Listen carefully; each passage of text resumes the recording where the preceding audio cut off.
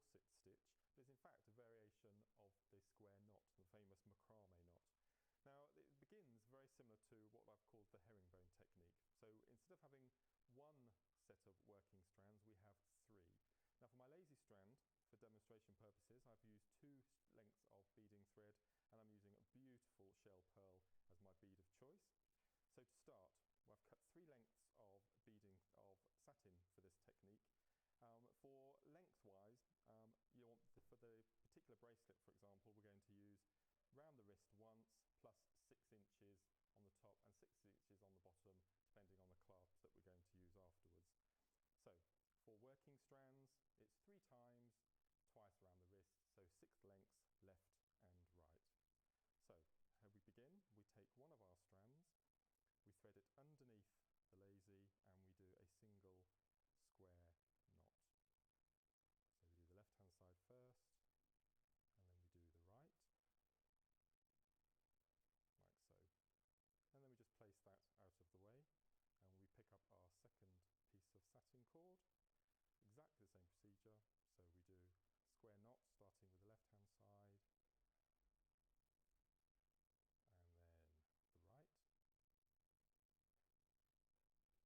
again, as before, we flip that out of the way and pick up our third strand and do exactly the same.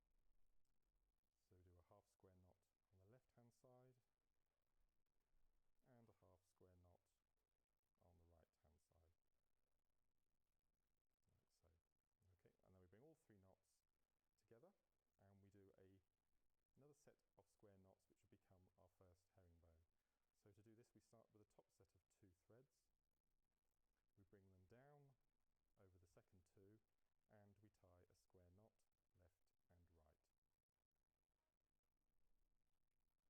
And we don't pull too tight because we want to form a nice shape at the top. So in fact, we're caging knots that we've already made, which is part of the herringbone technique. So that's the first set. We take the next set of 2, we drop them down, and we tie a square knot.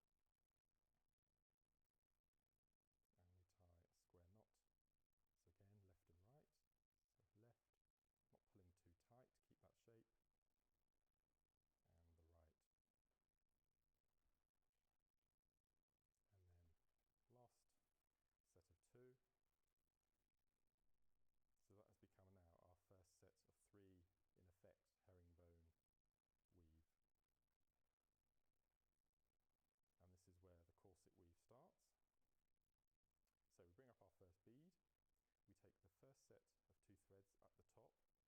As before, we bring them down, but this time we're going to be caging the bead. So with a full square knot, the left and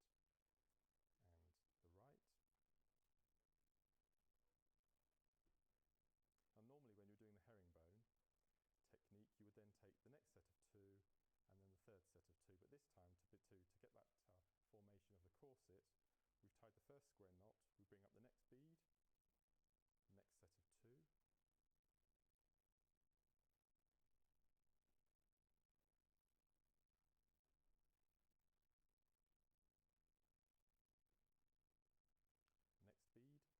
got that sort of shape, then you know you're going in the right direction.